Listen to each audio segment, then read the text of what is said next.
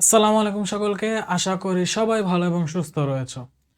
ঢাবি পরীক্ষারও কিন্তু আর 2 মাস বাকি মেডিকেলের মতোই। কারণ মেডিকেল আর ঢাবি হচ্ছে খুব কম গ্যাপে পরীক্ষা। সো যারা হচ্ছে এইচএসসি রেজাল্টের পর বা রেজাল্টের আগেই ঢাবির প্রিপারেশনের জন্য নিজেকে সুইচ করেছো, নিজের প্রিপারেশনটাকে ঢাবির দিকে ডেভিয়েট করেছো, তাদের কিন্তু এখন 2 রকম কেস। হয় তুমি ম্যাথ মেইন সাবজেক্ট দেখে বা ম্যাথে তোমার দখল ভালো বা রিভিশন হয়তো তুমি দিতে পারবা, সেই জন্য বা সিলেবাসও তুমি কমপ্লিট করে ফেলতেছো, এই জন্য তুমি ম্যাথ পড়তেছো, এমন অনেকে আছে। আবার তার সাথে এমন অনেকেও আছে যারা ম্যাথ ফোর্থ সাবজেক্ট দেখে ম্যাথের পরিবর্তে ইংলিশ অথবা বাংলা দেখাতে যাচ্ছে। ঢাবি ইংলিশ এবং ঢাবি বাংলায় অ্যাকচুয়ালি কী কী পড়া লাগে, অ্যাকচুয়ালি কোয়েশ্চেন কীরকম হয়, অ্যাকচুয়ালি এগুলা প্রিপারেশন এই 2 মাসের মধ্যে কিভাবে নেওয়া উচিত, সেইগুলো নিয়ে আজকে বিস্তারিত কথাবার্তা বলবো তোমাদের সাথে। সো আসো শুরু করা যাক। তো ফার্স্ট কোয়েশ্চেন যেটা আসে, ঢাবির জন্য যখন আমি ফোর্থ সাবজেক্টের পরিবর্তে ম্যাথের পরিবর্তে কিছু একটা দাগাচ্ছি, অথবা বায়োলজি যদি ফোর্থ থাকে তুমি বায়োলজির পরিবর্তেও দাগাতে পারো, বাট এইখানে নর্মালি ম্যাক্সিমাম মিডিয়া স্টুডেন্ট থাকে, প্লাস বায়োলজিতে মার্ক তোলা খুব ইজি, কারণ তোমার ঢাবির যে বায়োলজি এইটা অনেক অনেক ইজি। তুমি এইচএসসির জন্য যেরকম বায়োলজি পড়ো, তুমি সেই বায়োলজি প্রিপারেশনও যদি ভালো মতো নাও, তুমি এই বায়োলজি খুব ইজিলি ক্র্যাক করতে পারো। সেজন্য যাদের বায়োলজি ফোর্থ তারাও হচ্ছে বায়োলজিটা দাগায়, নর্মালি ইংলিশ ম্যাথ দাগায় না। বাট ম্যাথ হচ্ছে ফিজিক্সের পর সেকেন্ড হার্ডেস্ট, ফিজিক্সের পর সেকেন্ড হার্ডেস্ট ম্যাথ হয়। ফিজিক্স সবচেয়ে হার্ড করে, ফিজিক্স সবচেয়ে পেঁচায়। ঢাবিতে রিসেন্ট কয়েক ইয়ার ধরে ফিজিক্স খুব পেঁচাচ্ছে, বাট ম্যাথ মোটামুটি ওকে। সো যাদের এই ম্যাথটা ফোর্থ তারা দেখা যায় ম্যাথের পরিবর্তে ইংলিশ বা বাংলা দাগাতে নেয়। তো এখন কোয়েশ্চেন আসে যে ভাই আমি ইংলিশও দাগাতে পারি, বাংলা দাগাতে পারি, আমি দাগাবো কোনটা? আমি প্রেফার করি, আমার পার্সোনাল প্রেফারেন্স, তুমি ইংলিশ দাগাও। বাংলা না দাগাতে বলার কারণ হচ্ছে, না দাগাতে বলার কারণ ফার্স্ট অফ অল অপরচুনিটি কম। মানে তোমার বলতে গেলে লেস বেনিফিট। এখন লেস বেনিফিট কিভাবে, যদি আমি এটা এক্সপ্লেন করি, ঢাবির জন্য লেস বেনিফিট না, কারণ তুমি যখন ম্যাথ দাগাচ্ছ না, তুমি ইঞ্জিনিয়ারিং ফ্যাকাল্টির যে সাবজেক্টগুলো আছে, ট্রিপল ই বলো, সিএসসি বলো, ঢাবির মধ্যে যেসব সাবজেক্টগুলো আছে, ঠিক আছে, তো সেগুলো তুমি পাচ্ছ না। যখন তুমি বায়োলজি দাগাচ্ছ না, যখন তুমি বায়োলজি স্কিপ করছো, তখন হচ্ছে তুমি বায়োলজিক্যাল সায়েন্সের যে সাবজেক্টগুলো আছে, জেনেটিক্স, ফার্মেসি, ঠিক আছে, সেই সব সাবজেক্টগুলো হচ্ছে তুমি মিস করতেছো। তো এইখানে বলো কি এইখানে বলো, 2 জায়গার সাবজেক্টগুলোই হচ্ছে টপ র্যাঙ্কের সাবজেক্ট। সেই জন্য দেখা যায় যারা ম্যাথ বা বায়োলজি এইগুলো সহ, মানে ফিজিক্স, কেমিস্ট্রি, ম্যাথ, বায়োলজি এই 4টা দাগায়, তারা ইঞ্জিনিয়ারিং সাবজেক্টেরও অ্যাক্সেস পায়, তারা বায়োলজিক্যাল সাবজেক্টেরও অ্যাক্সেস পায়। তো এই জন্য দেখা যায় তাদের ক্ষেত্রে লোয়ার র্যাঙ্কে অনেক বেশি দূর পুশ করলেও মোটামুটি 55 এর আশপাশে মার্ক গেলেও, জিপিএ বাদে 55 এর আশপাশে মার্ক গেলেও মোটামুটি চান্স হয়ে যায়, ঠিক আছে। বাট বাংলা ইংলিশের ক্ষেত্রে তুমি যখন দেখো, তুমি ইদার এই ইঞ্জিনিয়ারিং সাবজেক্ট স্যাক্রিফাইস করতেছো অথবা বায়োলজির সাবজেক্ট স্যাক্রিফাইস করতেছো, তাই না? কারণ ওই সাবজেক্টে তুমি পাচ্ছ না, যেহেতু ম্যাথ দেখাচ্ছ না, বায়োলজি দেখাচ্ছ না, নর্মালি ম্যাথ না দেখানো আমরা ট্রিপল সিএসসি গুলো পাই না, ওকে। সো এই ক্ষেত্রে যেটা হয়, তোমার টপ সাবজেক্টগুলো না পাওয়া হয় কি, লাস্টের দিকে সাবজেক্টগুলো মানুষ যাওয়ার প্রবণতা কমে যায়, এবং ওই ক্ষেত্রে তোমার একটা স্লাইট ইমব্যালেন্স দেখা যায়, এবং সাবজেক্টের পরিমাণ কমে যাওয়ায় না, তোমার যারা ইংলিশ বাংলা দেখে তাদের জন্য সাবজেক্টের রেঞ্জটা কিছুটা ন্যারো হয়ে আসে, যার ফলে সব কিছু মিলায়ও দেখা যায় 54-55-তে ম্যাথ বায়োলজি 2টা দেখা চান্স হয়, বাট ইংলিশ বা বাংলা যে কোনো একটা দেখার চান্স হওয়ার প্রবণতাটা কমে যায়। হয় না তা না, আমি বলতেছি না হয় না, হইলেও এত পিছের সাবজেক্টে হয়, লাইক তোমার কাছে মনে হবে না তুমি সাবজেক্টে পড়াশোনা করবা, বাস্তব কথা ভাই। কারণ পিছের দিকে সাবজেক্টগুলো না মানুষ এমনি একটু যেতে চায় না, ঠিক আছে, কারণ ভালো ভালো সাবজেক্ট তো টপ র্যাঙ্কেই ফিল আপ, সো নিচের দিকে সাবজেক্টে মানুষ আসতে চায় কম। তো তুমি ধরো ওই রকম মার্কে চান্স পেলে এত পিছের দিকে চান্স হবে যে সাবজেক্ট পাবা না, বা পাইলেও হচ্ছে মন মতো হবে না, ঠিক আছে। তো মোটামুটি মন মতো হওয়ার মতো বা একটু হায়ার র্যাঙ্কে বা একটু হচ্ছে আপার র্যাঙ্কে থাকার জন্য তুমি ঢাবি ইংলিশ দেখো, বাংলা দেখো, তোমার জন্য 60+ আমি রিকমেন্ড করি। 60+ আমি রিকমেন্ড করি। কেন 60+ বললাম? কারণ তুমি যদি টার্গেট 65 রাখো, তোমার মার্ক কমে 60-তে আসবে। তুমি যদি টার্গেট রাখো 60, তুমি পাবা 55। মেডিকেল এই কাজটা হয়েছে, আমি টার্গেট রাখছিলাম 85 সামথিং, আমার মার্ক আসে 79.25। সো মেন্টাল স্ট্র্যাটেজি তো সবখানে সেম, ওকে। তো ইংলিশ বাংলা এই দুজনের ক্ষেত্রে এইটা হচ্ছে অবস্থা, দুইজনের ক্ষেত্রে এটা সেম অবস্থা। স্পেসিফিক্যালি বাংলা না দাগাইতে বলা কারণটা কি? স্পেসিফিক্যালি বাংলা না দাগাইতে বলা কারণটা কি? বাংলা না দাগাইতে বলা কারণ লেস বেনিফিট, কারণ বাংলা তুমি সব জায়গায় পরীক্ষা দেওয়া না।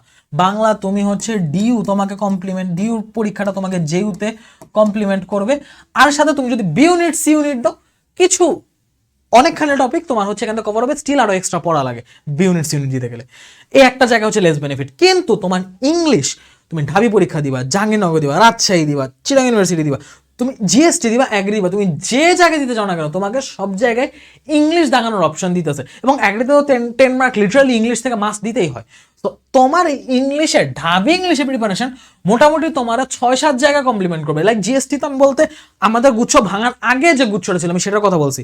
গুচ্ছ ভাঙার পর তুমি যদি জেএনইউ বলো, সাস্ট বলো, তারপর হচ্ছে খুলনা ইউনিভার্সিটি বলো, সেই সব জায়গাতে তুমি ইংলিশের চান্সটা পাবা, বাংলার চান্স কিন্তু পাবা না। বাংলা কিন্তু খুব অল্প লিমিটেড 2-1 জায়গায় দাগানো যায়, বাট ইংলিশ মোটামুটি অনেকখানি কভারেজ দেয়, ঠিক আছে?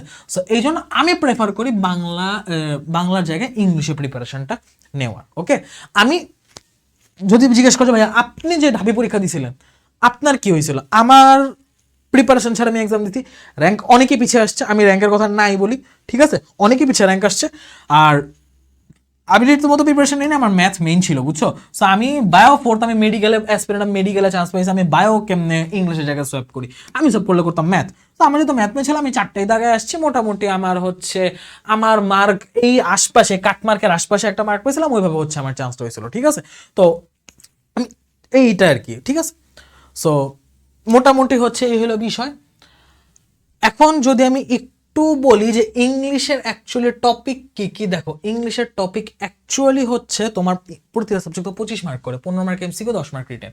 তো ইংলিশে 15 মার্ক এমসিকিউর মধ্যে একটা পার্ট হচ্ছে গ্রামার পার্ট, আরেকটা পার্ট হচ্ছে তোমার ভোক্যাব পার্ট। এই গ্রামার পার্টের মধ্যে সবচেয়ে বেশি কোশ্চেন, মোটামুটি 10 to 11 মার্কের কোশ্চেন আসে। সবচেয়ে বেশি কোশ্চেন আসে পার্টস অফ স্পিচ থেকে। পার্টস অফ স্পিচের মধ্যেও, এই পার্টস অফ স্পিচের মধ্যে একটু কথাবার্তা আছে। এখানে হচ্ছে তোমার নাউনটা খুব ইম্পর্টেন্ট, লাইক তোমার হচ্ছে আর কোনটা কমন নাউন, কোনটা আনকাউন্টেবল, কোনটা কাউন্টেবল, তারপর হচ্ছে নাম্বার, জেন্ডার ওখান থেকে আসতে পারে। তারপর হচ্ছে নাউনের বাইরে যদি আমি ধরি অ্যাডজেক্টিভ, অ্যাডভার্ব, সেখান থেকে হচ্ছে মোটামুটি কোনটা অ্যাডজেক্টিভ, কোনটা অ্যাডভার্ব, একটু পজিশনাল কোশ্চেনগুলো দেয়। মাঝে মধ্যে হচ্ছে তোমার আইডেন্টিফাই, তারপর হচ্ছে ইন্টারচেঞ্জ কোশ্চেনগুলো আসে, যে এটা ভার্ব ফর্ম কে, এটা অ্যাডজেক্টিভ ফর্ম কে, এই বাক্যে এই স্পিচ কি অর্থে, নাউন হিসেবে বসে, অ্যাডজেক্টিভ হিসেবে বসে, এই কোশ্চেনগুলো আসে। তারপর ভার্ব থেকে মোটামুটি কোশ্চেন আমরা আসতে দেখি। এবং খুব কমনলি যেটা সবচেয়ে বেশি ঢাবিতে বা অন্য যে কোনো জায়গায় আসে সেটা হচ্ছে প্রিপোজিশন, রুল বেসড প্রিপোজিশন, ঠিক আছে? এটা অ্যাপ্রোপ্রিয়েট প্রিপোজিশনের সাথে মিলায় দিয়ে দেয়, বুঝছো? সো এই কয়েকটা জিনিস থেকে না কোশ্চেন খুব বেশি আসে। পার্টস অফ স্পিচটা মোটামুটি একটা ভালো জায়গা দখল করে। আরএফভি মানে বুঝেছি রাইট ফর্ম অফ ভার্বস, এই রাইট ফর্ম অফ ভার্বস থেকে মোটামুটি একটা ভালো পরিমাণ কোশ্চেন পাওয়া যায়, ঠিক আছে? মানে এগুলো কমন টপিকস, এগুলো থেকে প্রতি বছর ইনভ্যারিয়েবলি কোশ্চেন আসে। চেঞ্জিং সেন্টেন্স, ভয়েস নারেশন, এই দুটা মিলায় ভালো রকম কোশ্চেন আসে, ঠিক আছে? আর বাকি মোটামুটি মডিফায়ার্স আমরা কয়েকটা দেখতে পাই। তো কথা হচ্ছে ভাই এই কয়েকটা পড়লে কি কভার? আশপাশে টুকটাক টপিক থেকেও পাবা, বাট মোটামুটি এগুলো থেকেও কোশ্চেন হয়। এবং একটা জিনিস যেটা তোমার এখান থেকে 10-11 মার্কের কোশ্চেন হলো, বাকি 3-4 মার্ক থেকে আসে, এটা ভোক্যাব থেকে আসে। সিনোনিম, অ্যান্টোনিম বলো, গ্রুপ ভার্ব বলো, স্পেলিং বলো, তারপর আরো বিভিন্ন জিনিসপাতি আছে। লিটারেচার লাগে না ঢাবি এই ইউনিটের জন্য, লিটারেচার লাগে না। বি ইউনিট সি ইউনিট হলে আলাদা কথা, এই ইউনিটের জন্য ঢাবিতে লিটারেচার লাগে না। ওকে, 1-2টা কোশ্চেন মাঝে মধ্যে দেয়, ওটা 1-2টা হচ্ছে ওই ধরে যেন তুমি স্কিপ করে যাও, ওই জন্য দেয়, ওটা পারার জন্য দেয় না। ওরকম মেডিকেলও করে, এমন একটা সিনোনিম চাইছে 4টা অপশনে আমি জীবনে প্রথম দেখতেছি। আমি বাসায় গিয়ে সার্চ দিব, ওটা মানে বাসায় বানান ভুলে গেছি, এমন কোশ্চেনও আছে, ঠিক আছে? সো ওই টাইপের কোশ্চেন কোনো মার্ক কি মানে কি বলে তোমার মার্ক তোলার জন্য দেয় না, ওটা জানো ট্র্যাপ হিসেবে দেয় জাস্ট, ঠিক আছে? সো ভোক্যাবের বেসিক জিনিসপাতি হচ্ছে তুমি দেখতে পারো এখানে 3 থেকে 4 মার্ক মোটামুটি। এই টপিকগুলো তুমি যদি দেখতে পারো, ভোকাবুলারির মধ্যে সিনোনিম, অ্যান্টোনিম, অ্যাপ্রোপ্রিয়েট প্রিপোজিশন মাস্ট, গ্রুপ ভার্ব, স্পেলিং আর ইডিয়মস, এই 5টা জিনিস যদি দেখতে পারো তাহলে মোটামুটি তোমার ভোক্যাব এবং গ্রামার রেকর্ড টপিক দেখলে গ্রামার তোমার এমসিকিউ কভার। রিটেনে কি লাগে? রিটেনের ক্ষেত্রে হয় মেক সেন্টেন্স অথবা কোশ্চেন অ্যান্সার। কোশ্চেন অ্যান্সারটা এটা করতো কি, আমি গত বছরে কলেজে যেগুলো দেখছি বিভিন্ন পোয়েম দিয়ে, পোয়েম থেকে কোশ্চেন অ্যান্সার করতো, ওয়ার্ড দিয়ে, মাঝে মধ্যে ওয়ার্ডে মিনিং বা মেক সেন্টেন্স চাইতো, এগুলা এটা এইগুলোর মধ্যে যে কোনো একটা ঘুরে ফিরে আসে, মাঝে মধ্যে আসে প্যারাগ্রাফ, মাঝে মধ্যে আসে সামারি। আর এইগুলার বাহিরে বা এগুলার সাথেও এক্সট্রা করে যে জিনিসটা আনকমনলি রিটেনে আসতে পারে, বি ইউনিট সি ইউনিটে ইনভ্যারিয়েবলি আসে, এই ইউনিটেও মাঝে মাঝে তার আগমন দেখা যায়। তিনি হচ্ছেন ফিগার অফ স্পিচ। ভাইয়া ফিগার অফ স্পিচ বা লিটারারি টার্মস, এটা লিটারারি টার্মসও বলে, এই জিনিসটা আগে তো কখনো পড়িনি, এই জিনিসটার নামও তো শুনিনি, এইটা কোত্থেকে পড়বো, কার ক্লাস করব? আমার নিজের ক্লাস আছে, ব্যাটেলস অফ ডাইনামিক্সে নিয়েছিলাম ফিগার অফ স্পিচের উপর, এক ক্লাসে 1 ঘন্টার কম সময় আমি যেটুকু পড়ায় দিছি, তুমি যদি জাস্ট ওইটুকুও বুঝো, তুমি রিটেনের জন্য ঢাবি এই ইউনিট তো বটে, যদি বি ইউনিট সি ইউনিট দেওয়ার ইচ্ছা থাকে না, ফিগার অফ স্পিচ থেকে এমসিকিউ দেয় না, ওইটাও সলভ করতে পারবে ইনশাল্লাহ, বুঝছো? সো এইটার জন্য আমি জাস্ট একটা রিসোর্স সাজেস্ট করলাম, আর বাকিগুলো তো তুমি অলরেডি হয় পড়ছো বা পড়তেছো। সো ঠিক আছে, ইংলিশের জন্য কিন্তু মোটামুটি আমরা প্যাক আপ। বাংলার ব্যাপারে ভাইয়া কিছু বলেন, আমি সবকিছু বুঝলাম, বাট স্টিল আমার কাছে বাংলাটা ইজি লাগে, আমি বাংলাটা দাগাতে চাচ্ছি, নো প্রবলেম, দাগাও। আমি তোমাকে অপরচুনিটি বললাম যে আমার পার্সোনাল অপিনিয়নে কোনটা better, still choice is yours, preparation is yours, তুমি অবশ্যই তোমার কমফোর্ট জোন যেটা মনে হয় তুমি সেটা বাছাই করতেই পারো। বাংলার ক্ষেত্রে 15 মার্কের যে এমসিকিউ হয় তার মধ্যে বাংলা প্রথম পত্র 3-4 মার্ক দখল করে রাখে, মাঝে মধ্যে এই জায়গাটা এই বান্দা 1 মার্কে বেশি নেয় না, মাঝে মধ্যে এই বান্দা 5 মার্ক খায় রেখা দেয়। বাংলা প্রথম পত্রের জন্য আমি অন এভারেজ 3 to 4 মার্ক ধরে রাখছি, এবং এই জায়গায় আমি যেটুকু দেখছি কবিতা থেকে অলমোস্ট কোশ্চেন নাই, 1-2 বার তুমি রেয়ারলি পাবা, ম্যাক্সিমাম কোশ্চেন তোমার আসে হচ্ছে গদ্য, আর গদ্যের সাথে আরেকটা যেটা আমি দেখি সেটা হচ্ছে তোমার উপন্যাস। নাটক থেকেও মোটামুটি মাঝে মাঝে দেয়, ম্যাক্সিমাম গদ্য উপন্যাস থেকে দেয়, নাটকটা আনকমন দেয় মাঝে মধ্যে, বাট কবিতা একদম রেয়ার। এই দুটো একটু ভালো করে এইচএসসি গ্রেড, এই দুটার তুমি যদি এইচএসসি প্রিপারেশনও ভালো থাকে, তোমার মোটামুটি কাজ হয়ে যাবে। সো বাংলা প্রথম পত্র মোটামুটি ভাবে হয়েছে।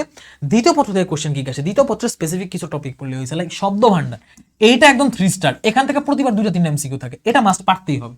ধ্বনিতত্ত্ব, এইটা রিসেন্ট 2-3 বছর ধরে এটা একদম শব্দ ভান্ডার লেভেলে ইম্পর্টেন্ট হয়ে গেছে, নাহলে এটা সেকেন্ড মোস্ট ইম্পর্টেন্ট বলতাম, বাট এখন আমি টপ ইম্পর্টেন্টে 2 জনের নাম বলি, শব্দ ভান্ডার আর ধ্বনিতত্ত্ব, খুবই গুরুত্বপূর্ণ। নত্যবিধান, সত্যবিধান, ওকে মোটামুটি আছে, গুরুত্বপূর্ণ ভালোই আছে, অপপ্রয়োগ আসে মোটামুটি আসে, তারপর হচ্ছে সমাস, এখান থেকে ভালো কোশ্চেন আসে, উপসর্গ আসে, আরেকটা জিনিস যেটা আমি লিখিনি সেটা থেকে কোশ্চেন আসে বাক্যতত্ত্ব, বাক্য পরিবর্তন, বাক্যতত্ত্ব থেকে মোটামুটি ভালো কোশ্চেন পাওয়া যায়, ঠিক আছে? সো এই কয়েকটা টপিক থেকে বাকি তোমার 10+ মার্কের কোশ্চেন আসে, এইগুলো পারলেই হচ্ছে মোটামুটি হয়ে যায়। মাঝে মাঝে যাকে এমসিকিউতে রেয়ারলি দেখা যায়, রিটেনে বেশি দেখা যায়, তিনি হচ্ছেন পারিভাষিক শব্দ। গত বছর উপসর্গযোগে বাক্য গঠন খুব সম্ভবত দিয়েছিলাম যদি ভুল না হই, তো ওইবার পারিভাষিক শব্দ এমসিকিউতে বেশি ছিল, আবার যে বছর পারিভাষিক শব্দ এমসিকিউতে বেশি দেয় ওই বছর আবার এই জায়গায় তো ওই বছর আবার মানে সরি যে বছর তোমার আবার রিটেনে পারিভাষিক দেয় ওখানে আবার এই এমসিকিউতে উপসর্গ দিয়ে দেয়, ঠিক আছে? তো মানে এই দুইটার মধ্যে যে কোনো একটা সোয়াপ হয়ে আসে, এই দুইটাই ভালো করে পড়ে যাও, আর ভাব সম্প্রসারণ সারাংশ সামনের মধ্যে যে কোনো একটা আসবে, এই দুইটার মধ্যে যে কোনো একটা আসবে, ঠিক আছে? তো রিটেনে হচ্ছে সেভাবে আসবে, তোমাকে বক্স করে জায়গায় দিবে, তুমি তার মধ্যে সুন্দর করে গুছিয়ে লিখবে, ওকে? সো এই হচ্ছে মোটামুটি আমার জিনিসপাতির ওভারভিউ, মোটামুটি কি আসে, কোত্থেকে কি পড়তে হবে, মানে কি কি পড়তে হবে এটা তো বুঝলাম, কোত্থেকে পড়তে হবে রিসোর্স সহ বলে দেন। রিসোর্স যদি আমি তোমাকে বলি,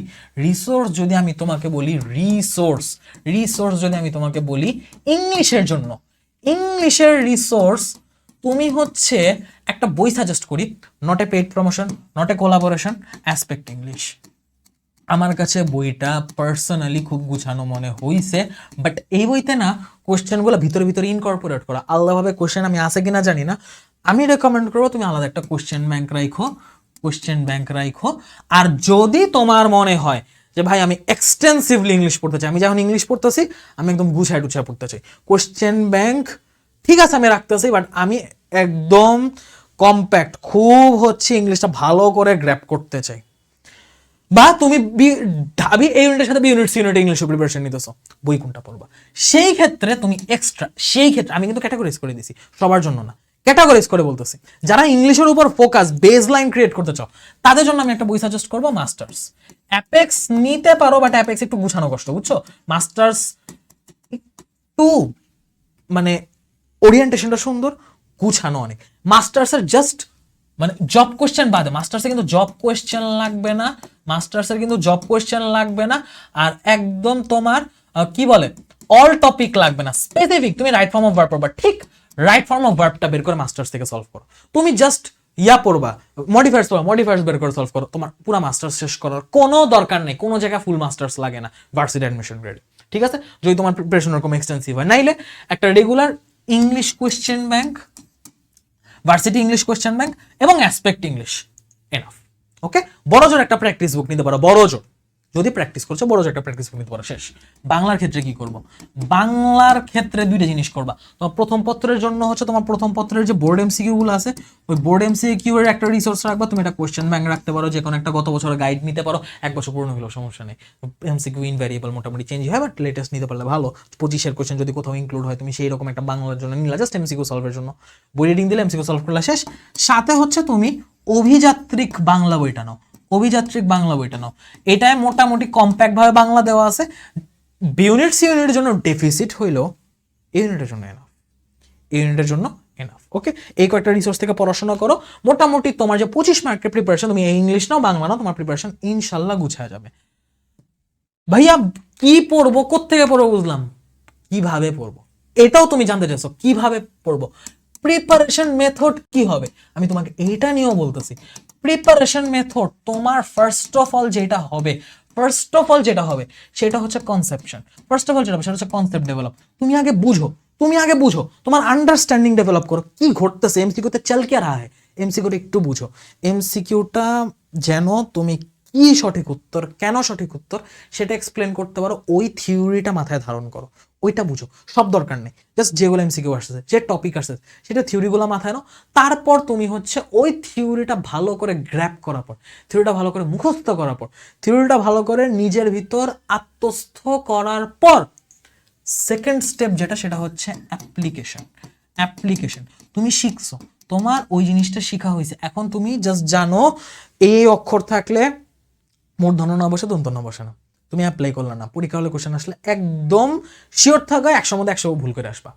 ওইটা তুমি কোনো একটা প্র্যাকটিসে, কোনো একটা বিগত বছরের প্রশ্নে, কোনো এমসিকিউতে অ্যাপ্লাই করতে হবে। তোমার এই জন্য যেটা লাগবে সেটা হচ্ছে কিউবি সলভিং, সেটা হচ্ছে লাগবে কোশ্চেন ব্যাংক সলভিং করবা। অ্যাপ্লিকেশনের জন্য তুমি কোশ্চেন ব্যাংক সলভিং করবা, এবং কোশ্চেন ব্যাংক সলভিংটা হবে তোমার অ্যানালিটিক্যাল। অ্যানালিটিক্যাল বলতে কি, তুমি প্রত্যেকটা কোশ্চেন অ্যানালিসিস করে করে, এই যে এই অপশনের মধ্যে আমাকে 4টা অপশন ক খ গ ঘ দিছে, এটার মধ্যে সি নাম্বার হচ্ছে আমার অ্যান্সার, এ বি ডি কেন অ্যান্সার না এবং সি নাম্বারই কেন অ্যান্সার, আমি যেন প্রত্যেকটা প্রশ্ন ব্যাখ্যা করে করে যেতে পারি, আমি যেন বুঝে বুঝে যেতে পারি।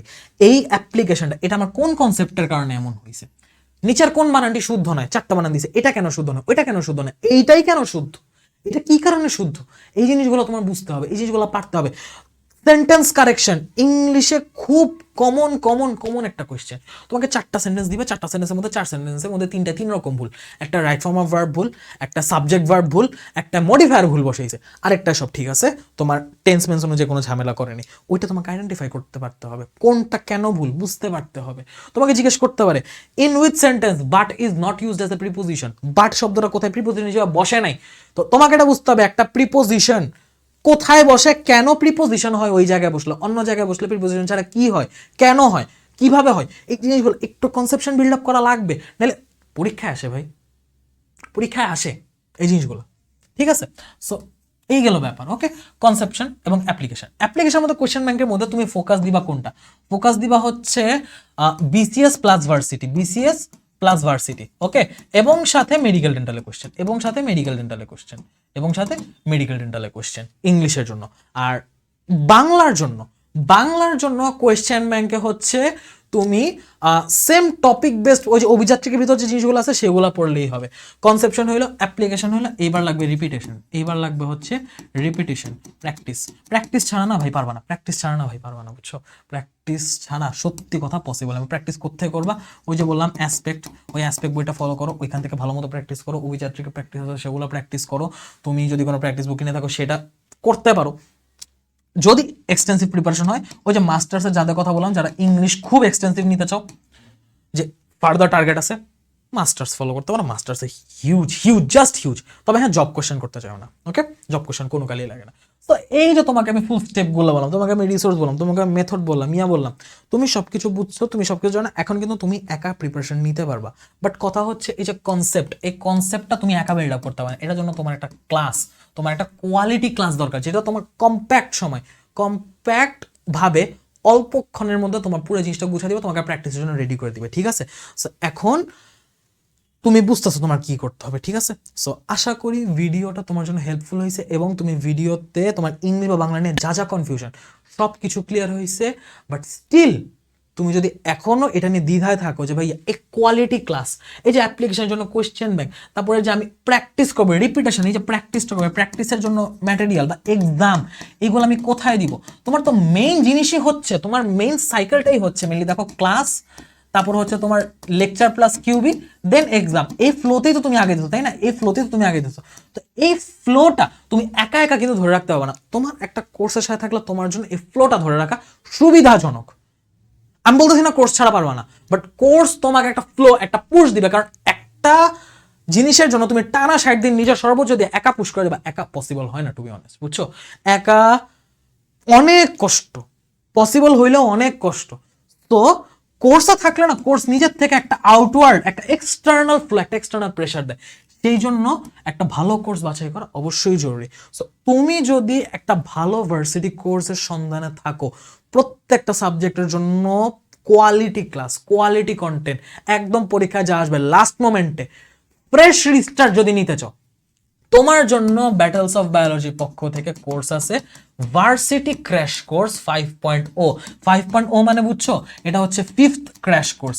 এর আগে গত 5 বছর আলহামদুলিল্লাহ ব্যাটলস অফ বায়োলজি থেকে ভার্সিটি অ্যাসপিরেন্টদের লাস্ট মোমেন্টে আমরা সার্ভিস দিয়ে আসছি। এই কোর্সে বাংলা এবং ইংলিশ উভয়ের দায়িত্বে আমি মোহাম্মদ আনাফ ইসলাম নিজে আছি। তোমাদের ইংলিশ 6 ক্লাস এবং বাংলা মাত্র 4 ক্লাসে পুরোটা আমি টপ টু বটম শেষ করা দিব, যেন বাংলা নিয়ে তোমার দ্বিতীয় কারো কোনো ক্লাস না করতে হয়। সো ডেসক্রিপশনে লিঙ্ক থাকবে, আগ্রহী যারা আছো তারা অবশ্যই হচ্ছে লিঙ্ক থেকে কোর্সটা এনরোল করে নেবে। এবং তুমি কোর্সে এনরোল করো বা না করো, ইংলিশ বাংলা কিভাবে পড়তে হবে, কি কি পড়তে হবে, কোত্থেকে পড়তে হবে, ভালো কিভাবে করতে হবে, সব কিছু তোমাকে আমি জানাই দিছি। যে প্রসেস বলছি সেভাবে তুমি 15 আউট অফ 15 না পেলেও 12+ ইজিলি তুলতে পারবা এমসিকিউতে, এবং 10 এর মধ্যে 8+, মানে তুমি 25 এর মধ্যে 20+ তুলতে পারবা, এবং চান্স পাওয়ার জন্য সেটুকু মোর দেন। ঠিক আছে? আশা করি ভিডিওটা সবার জন্য হেল্পফুল হয়েছে। ভিডিওটা তোমার বন্ধুদের মাঝে ছড়িয়ে দিও, এবং দেখা হবে তোমাদের নেক্সট ভিডিওতে নতুন কোনো ভালো কন্টেন্ট নিয়ে। সেই পর্যন্ত সবাইকে আল্লাহ হাফেজ, আসসালামু আলাইকুম।